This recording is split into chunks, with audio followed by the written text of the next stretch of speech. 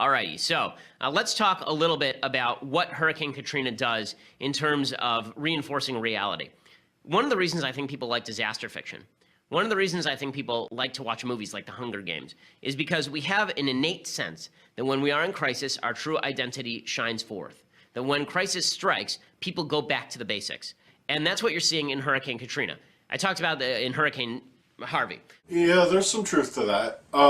I don't know if I'd say that's the reason people watch disaster movies. I think we watch them for the same reason we watch horror movies. We like that rush. We like to feel scared in a situation where we know there's no real danger. But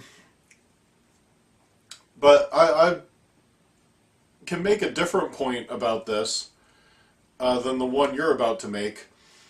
And that is that there is something inspiring about the way a crisis nullifies everything that divides us.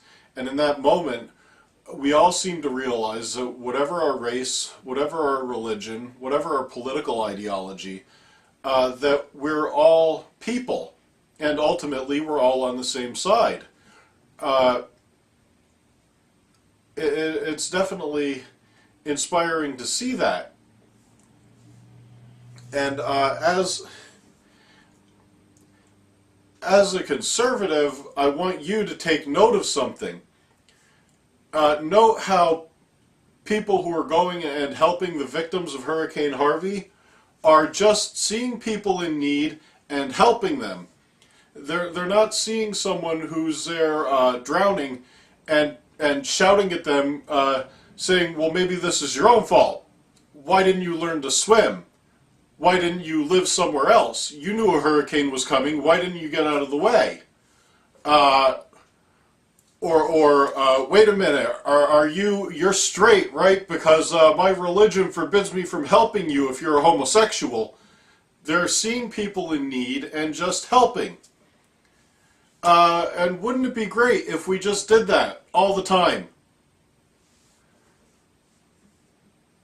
Particularly on the conservative side, people tend to see people struggling and adopt the mentality that it must be their own fault. It must be due to the decisions they've made in life.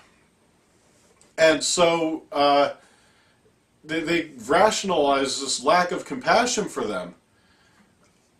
And it's possible to do the same thing with a hurricane victim. Again, if you see someone drowning, why is it that you're suddenly willing to help them without asking any questions or making any criticisms? Why aren't you standing there asking them, well, why don't you just swim? Why did you live in this area where you're on the coastline and a hurricane might hit you? You know what risks you were taking on, right? Right, because doing that would be monstrous. So why is it okay to do that in slightly different circumstances? Well, as I talked about a couple of days ago, I think that what you're seeing in terms of people helping each other out, that is the innate sense of Americans. I think that people all over the world want to help each other out in times of disaster. But there is something else that I think is worth noting. There's one picture in particular that I thought was very moving. It's a picture of a man holding a woman holding a child. Right? He's trying to bring her out of the flood, and he's holding the woman, and she's holding the child.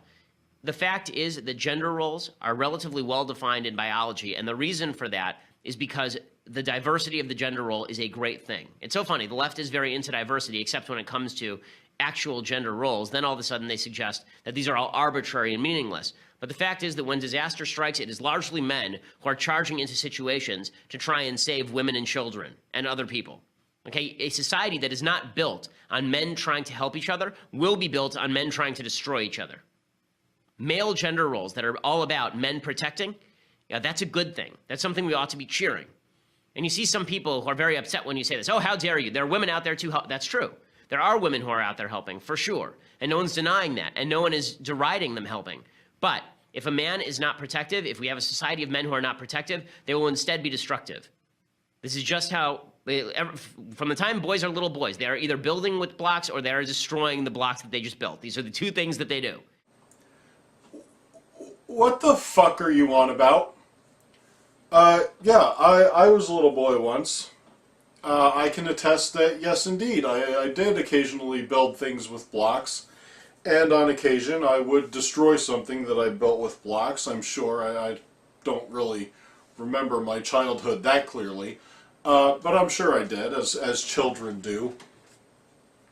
And that, I don't think that is specific to my gender. I think girls can do that too. And that's not all that I did as a boy. I played with toy cars, I finger painted, sometimes I was a fireman. I don't know if I've ever, actually done that. That's just an example. That's what children do. They play. And I don't think you can take behavior that's actually true of both boys and girls, try to make the argument that it's somehow like specific to boys, and definitely doesn't necessarily define boys.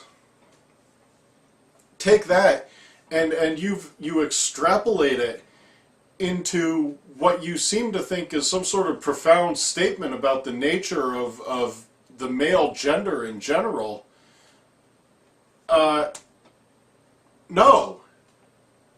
I don't know what point you're trying to make, but that's the logic doesn't follow at all. And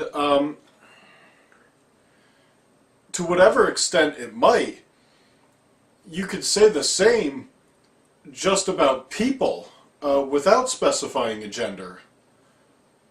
You're saying like men are built for either protection or destruction. I just think that's true of people. Men are built for protection or they are built for destruction.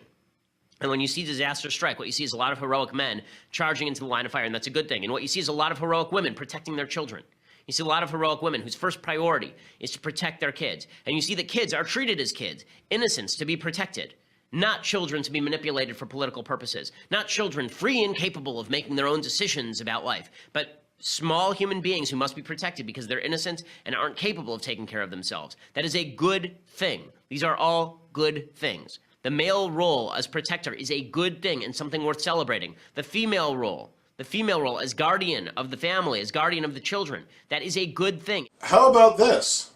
How about if men protect their wives if they can and the need arises, and women can protect their husbands if they can and the need arises, and gay men can protect each other, and lesbians can protect each other, and anyone who can protect a child does.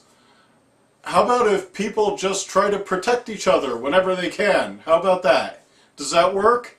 It seems like that's the way it should be. Why I don't like this is what men do. You're saying that's the other funny thing about this. You're saying that the left. I love the generalization too.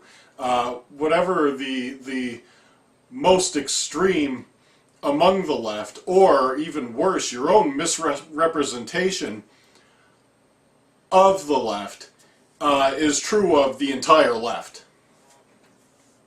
But that's an argument for another time.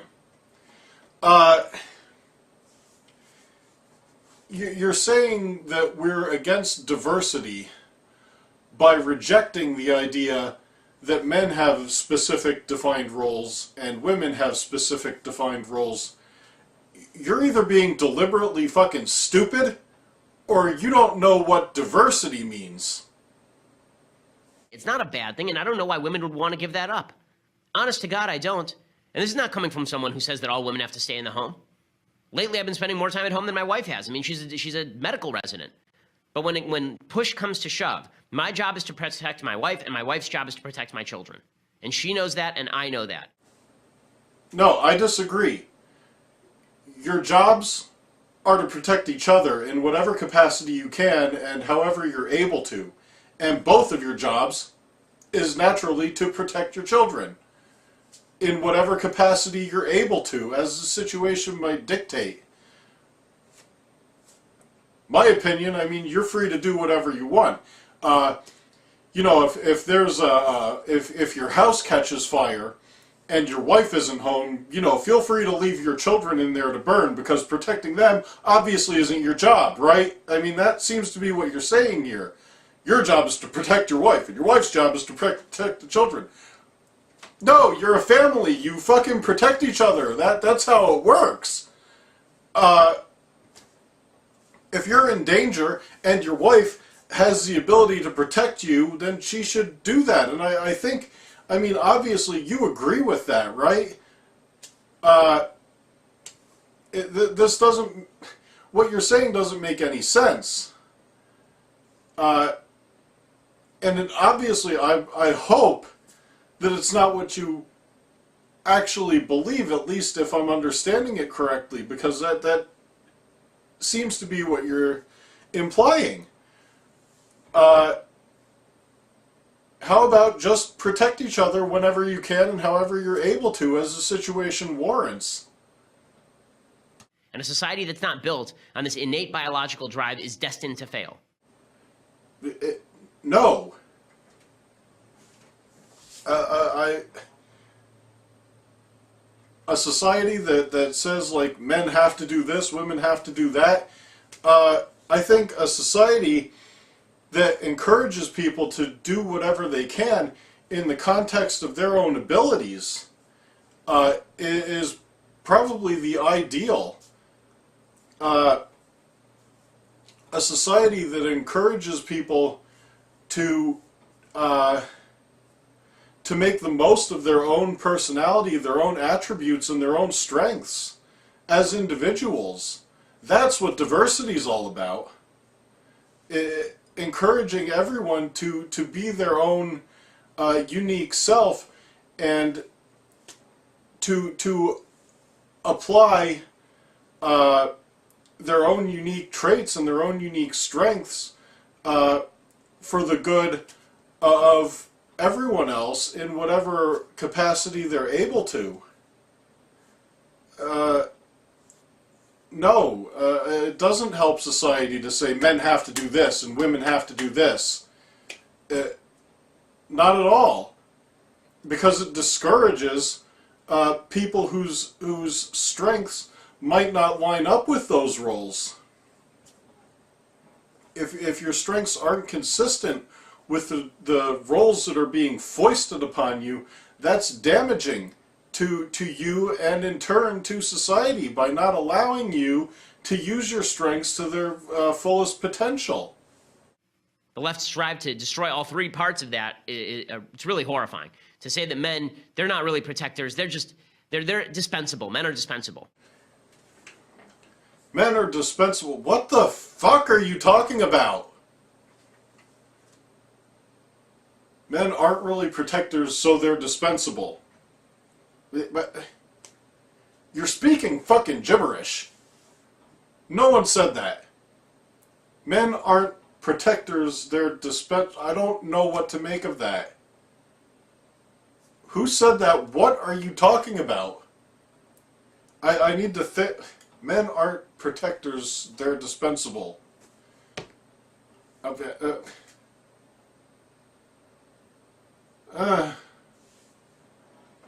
just going to move on.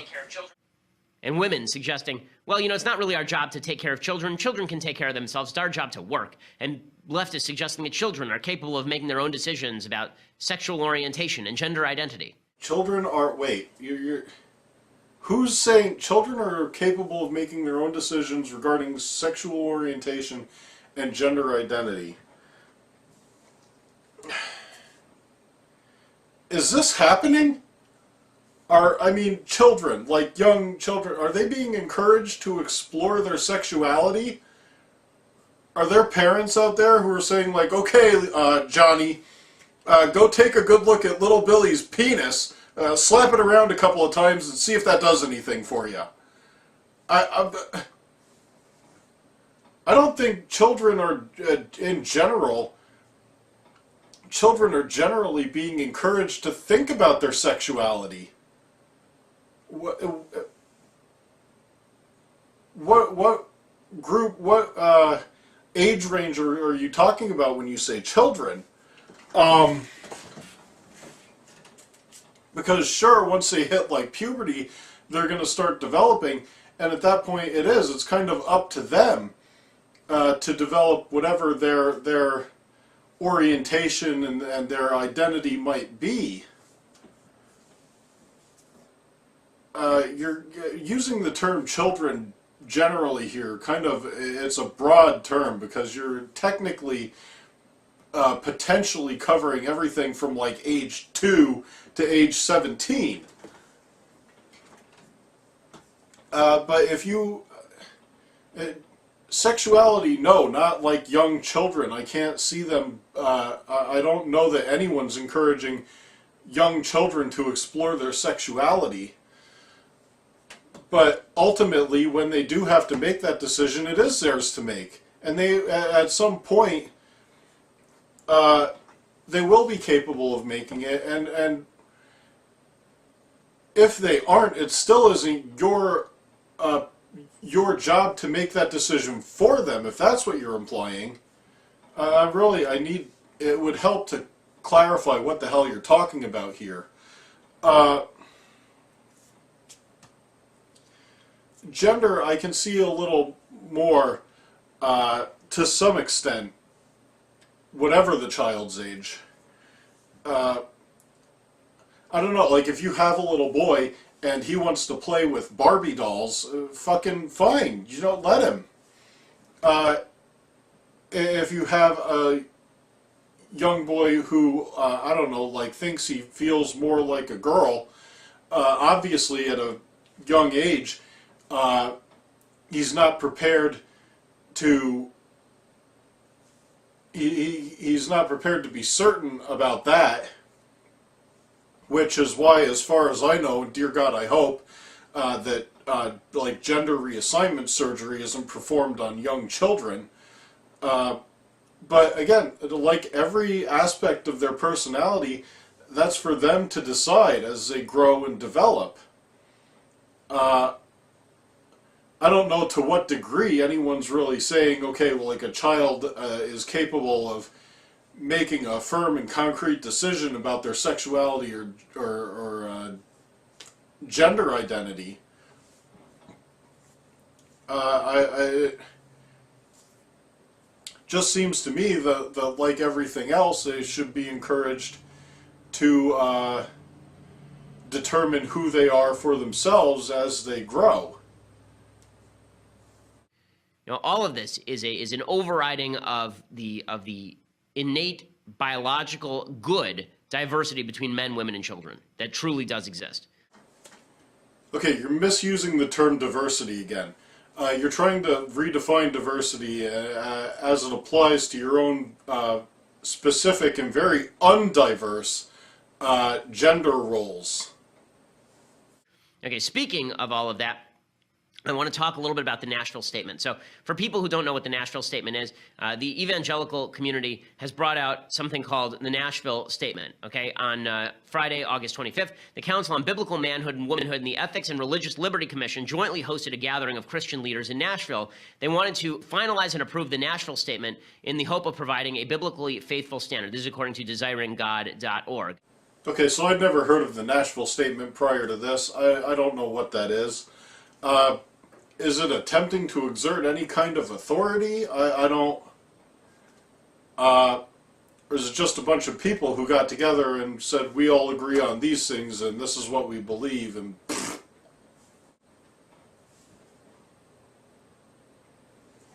I guess we'll find out as we move along here. Hopefully we can clarify some of this because, like, I don't give a fuck. Religion is fictional. Just want to make that a point here. You can believe whatever it is you want to believe, but your fantasy world has no authority here. And the Nashville Statement has made a lot of fuss. There are a lot of people on the left who are very deeply upset with the Nashville Statement because the Nashville Statement does something terrible. It reinforces all of biblical Christianity's views about sexuality. Ooh, Indeed, retard. Again, you can believe whatever the hell you want. But if you come together and make a this like official assertion, and you're expressing views that people strongly disagree with, then they're going to speak out and tell you that they strongly disagree with it. You're going to make an official statement on what your views are, and if people find your views abhorrent, then they're going to make a similarly official statement that they find your views abhorrent. I don't really get what the point is here. Again, I'm not really familiar with this whole Nashville statement thing. It sounds to me like a bunch of religious people are expressing their views, and other people find those views repugnant and are expressing that they find those views repugnant. I guess like they don't. Well, let's just continue for now. Again, it sounds to me like one opinion was expressed in an unnecessarily official manner, and a counter opinion was expressed in the very same manner. Maybe even less so, because as far as I know, nobody made like an official anti-Nashville statement. I don't get what the problem is. It's always really weird and curious to me that so many folks on the left are confused whenever Christians believe in the gospel, whenever Jews believe in the Bible. Like, that's the definition, guys. Lauren Duca, who's just a dolt, she writes for Teen Vogue, which means that she is one of our nation's preeminent public intellectuals. She tweeted out that if Jesus were alive today, he'd be turning water into wine at gay weddings. No, he most assuredly would not. I don't know whether he would or not. You know, if I believed in him, I don't. I don't know whether he would do that or not, and neither do you, Ben. People have what they believe about Jesus, and you have what you believe about Jesus. But unless you've actually spoken with him, unless you either are Jesus or you've spoken with him, and I don't mean that psychotic little voice in your head that you think is Jesus, you don't know. You don't know what he would have done. You have the Bible, and that can be interpreted and taken so many different ways. Everyone has their own opinion about what Jesus would believe and what he did. And you have, granted, some clarification, but it really depends on what you're emphasizing and how you choose to interpret what you're reading. No, he most assuredly would not. Read a book. A book. Not like many books. Like, read Grover Goes to School and you'll be more informed about the Bible than you currently are, clearly, because this is insanity. That's the thing about the Bible. Like I just said, it can be interpreted so many different ways. There's so many, and one can believe, again, if one believes in it, which I fucking don't. But if one believes, one can believe that one part of the Bible, or what it says, is or is not authentic, is or is not a misrepresentation. Again, because it was a book that was written 2,000 years ago by people claiming to be speaking on behalf of God. You know what would really help? If you want to talk about what God really thinks and what he really says, why don't you get him to speak the fuck up for himself? Seriously, I'll wait. Ask him. Say, hey God, could you, clarify for everyone? Should be no problem. He's God. He's supposed to be all-powerful. All he needs to do is come down and say in no uncertain terms, in terms everyone can understand, this is who I am, this is what I want, this is what's right and this is what's wrong. He never does that. He hasn't done it. I don't mean he's. Why would this all-powerful being rely on a bunch of superstitious fucking dolts from 2,000 years ago to write, to interpret what he's saying, write it down, and like how people today are supposed to go by that. He's God. He should be perfectly capable of making himself absolutely clear, and he doesn't. That's why. How can people believe in this shit? He hasn't been clear. He can't be clear. Everyone who believes in God, you've got billions of different people, and how many different religions and variations of each religion, and everyone believes something different, yet believes that the same exact God agrees with them. He really made like an unnecessary fucking mess of things, and all he needs to do is come down and tell us, look, here I am, I exist, this is what's right, this is my word. So, I'll wait, Ben. Go ahead and get him to speak up. Okay, so here's what the Nashville Statement says. This is not to suggest that public policy has to reflect the Nashville Statement, but public policy does have to reflect protection for people who are religious and believe in the Nashville Statement. Okay, that is something public policy does have to do. Yeah, I think it already does. They're protected. We're protected. I'm a heterosexual myself. No one ever tried to tell me I can't be. You want to follow traditional gender roles and be a heterosexual and go, you're free to do that. Be a man, marry a woman, have kids. Who tried to stop you?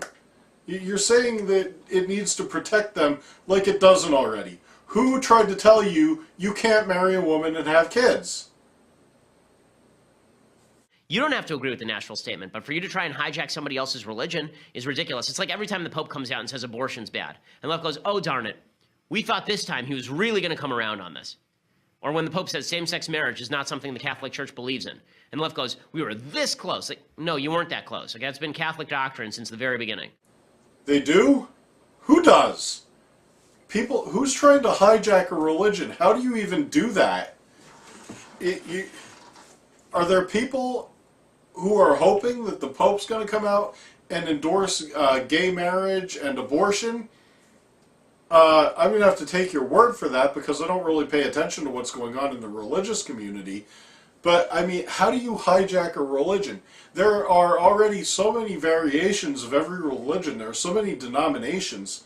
And you can just fucking make up your own if you want. You can do whatever you want and call it like a different denomination of Christianity, and it's every bit as legitimate as any other one out there. Honestly, every time I hear a debate about religion between two religious people, it's like listening to two like comic book nerds argue over whether or not, over who would win in a fight between like Batman and Superman. People, except they know it's fiction. People take this shit seriously. I'm like, how? And again, if you really want to settle it, ask your God to come down and clarify for everyone. That would really help. He doesn't do it. That's a pretty good indication that it's fictional.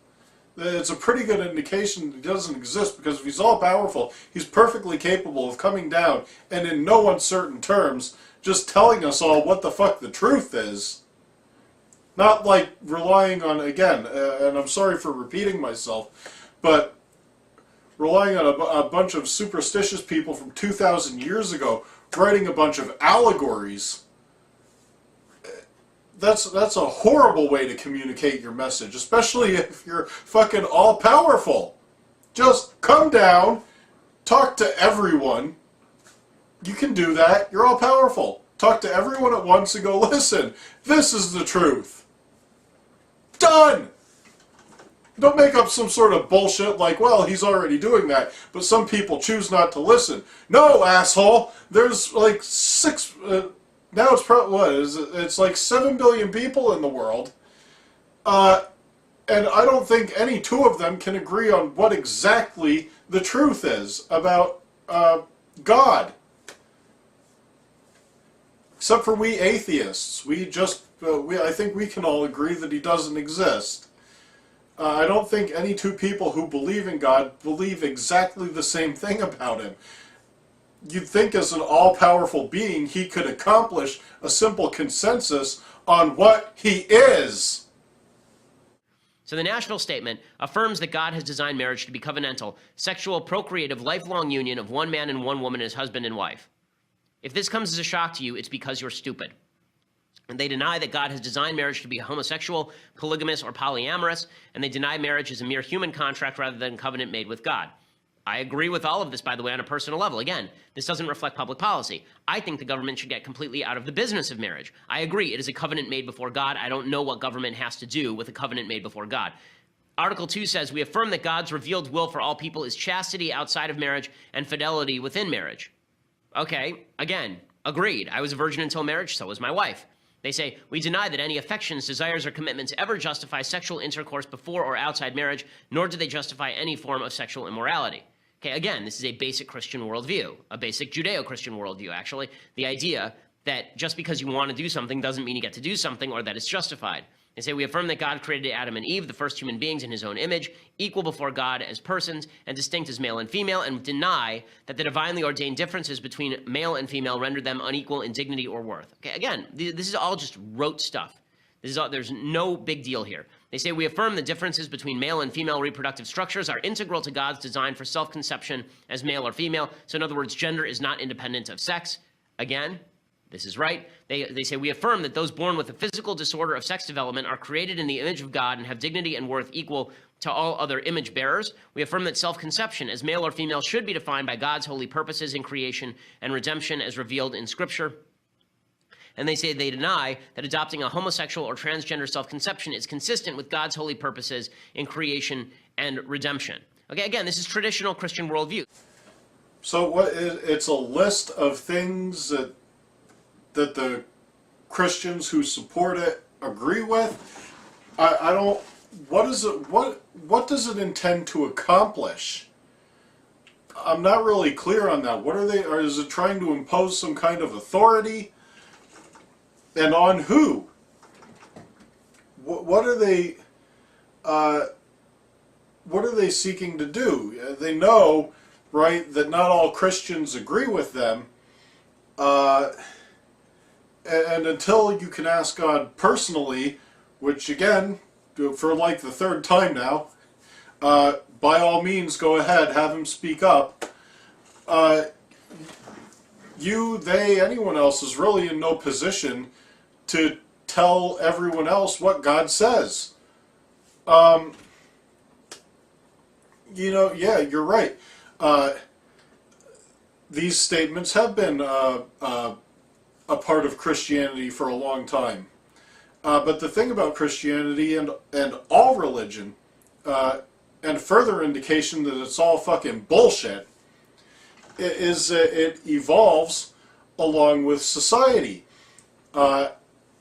As a society's values change and as people's values change, what their religion declares changes along with it. There was a time when you could have asked, what's God's position on women having jobs? And the answer would have been no. A woman's place is in the house. And and to be like submissive to their husbands. That was like what people believed God wanted for a long time, until society changed, and then it became, well, you know, women can go out and have jobs and be equals to men. You know, God's okay with that now. There was a time when you could have asked, what does God think of slavery? And the answer would have been, hey! Again, because whatever values society holds, those are the values that the predominant religion in that society holds. Whatever values a person holds, those are the values that their religion and their God holds. And the position of their religion and the position of their God changes as their views change, because people grow and come to understand more and become more enlightened, and so their views need to change, but they don't want to admit that the religion they've been following is a bunch of bullshit. So what they do is they go, well, no, it seems I kind of got this wrong. This is what God really thinks. And now that's happening with issues like homosexuality and transgendered individuals, and that it's going to happen. It's happened for other issues before. It's going to happen with these. I guarantee you, one day, there's going to be a definitive stance that the Christian God is just fine with homosexuality, because that's where our values are headed as a society. I'm sorry, religion is bullshit. It's just an expression of basically what people don't understand. And sometimes what they don't understand is the reason for their own values. As values change, what God says is going to change. That's how it works. This is not suggesting that here's where I have a slight difference. If you conceive of yourself as homosexual or transgender, in my view, that's your business. Your orientation is your business. Your action is God's business. And the religious community's business. How you orient is up to you, because desires are desires. This is, I think, a significant difference actually between Christian thought and Jewish thought. Jewish thought is very little about what you think and very much about what you do, and Christian thought is very much about what you feel as well as what you do. So this is a difference, but to suggest that this isn't in line with Christian thinking for the last couple thousand years is just asinine. Again, I just explained this, so I'm not going to repeat myself, but you're right, that has been in line with Christian thinking. And a lot of things were in line with Christian thinking for a long time, and then when society evolved and our values changed, suddenly they weren't.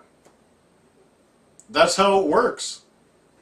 As our values change, what anyone's God says, whether it's society and religion in general, or just an individual and their personal religion, what their religion says reflects their personal values. This is everything they say here, in other words, is totally within bounds of Christianity. And yet the left is super mad, because the left is super mad that there are people who disagree with them. Tolerance and diversity for the left end at my religious observance. That's when tolerance and diversity end. Please explain. How so? Tolerance is acknowledging that you have the right to believe something and the right to say something. It doesn't mean that you can't be criticized for it. It doesn't mean that they have to agree with you. It doesn't mean they can't call you a fucking idiot for saying it, especially if what you're expressing is itself intolerant.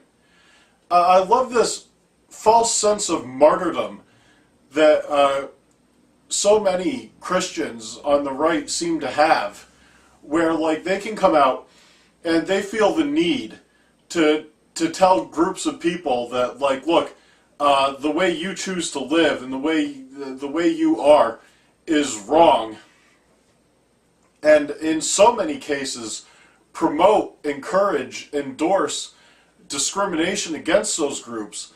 But when someone comes up to them and says that doing that and expresses a problem with them doing that to other people, then they go, whoa, well, you're not being tolerant. Fuck you! no one is being any less tolerant to you than you're being toward other people. In fact, they're being so much less intolerant toward you. Will you shut the fuck up about this fake sense of persecution you have? Fuck off. It's ridiculous. Nobody's persecuting you. Fuck off. Which is why government has a job protecting religious diversity. It's why government has a job saying you don't get to encroach on me, and I don't get to encroach on you. But this idea that you get to encroach on me because you don't like what I'm doing, okay, that's fascism. Okay, who encroached on you? Again, fill me in here. It sounds like people express disapproval. They're allowed to do that. What you like?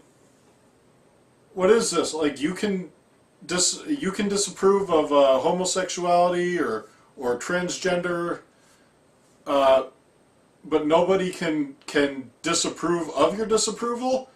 Wouldn't that be fascism? I don't. And side note here to all sides, left, right, whatever, everybody. I'm tired of this game of fucking fascism hot potato that we're playing. You're the fascist. No, you're the fascist. You're disagreeing with me, you fascist. Why don't you let me say what I want to, fascist? Unless someone is literally trying to prevent you from saying something, and no, not denying you your platform of choice for saying it, trying to prevent you from actually saying it at all, they're not being a fascist. That's like the fucking buzzword at this point. It's overused to the point where it's going to become meaningless. So, maybe I missed something, maybe, because I don't have all the information here. I didn't even know what the fuck the Nashville statement was until I listened to this. What did the left try to do exactly? Did they try to prevent this statement from being stated? Did they try to make it illegal to say it? Did they try to get the government to prohibit people from signing it? What did they do?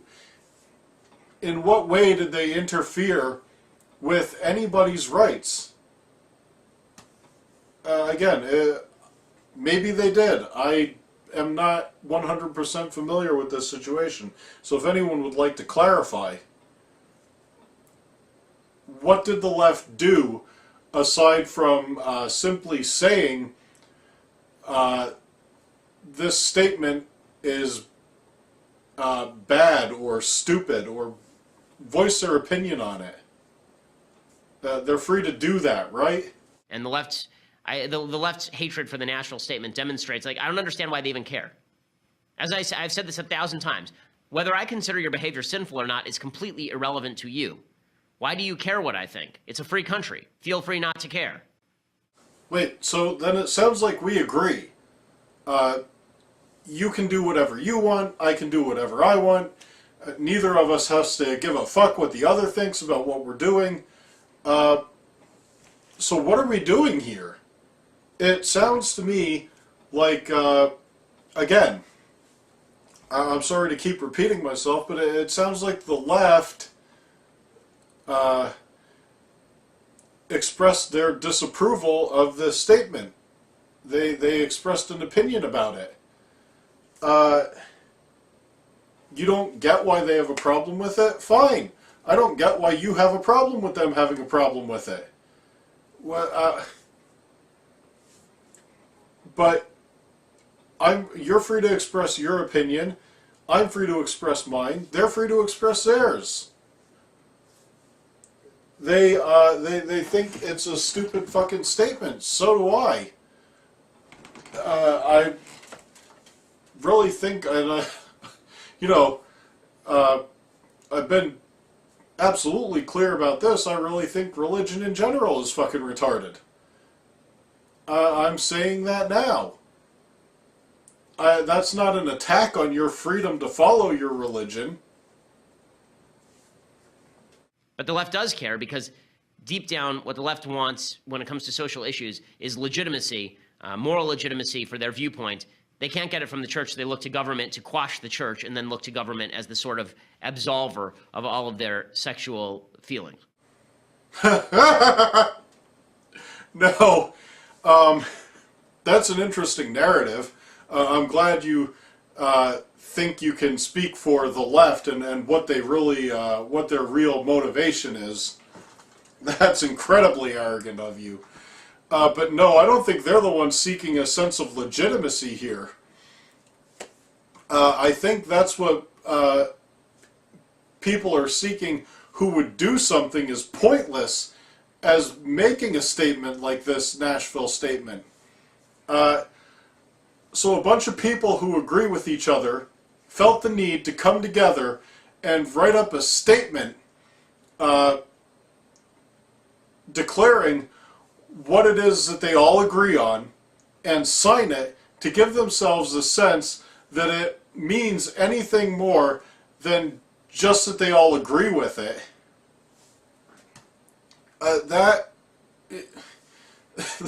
That's a fucking circle jerk.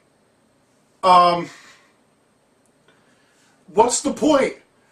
Were they worried? Are they worried they're gonna all forget what the fuck they believe? Why did they need to do that? You don't get why the left has a problem with it? Again, fine. I don't get why they had to do it in the first place. If anything, they're the ones seeking a false sense of legitimacy.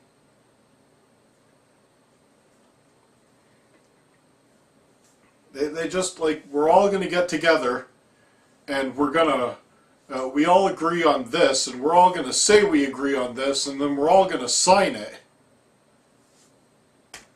Who the fuck cares? So agree.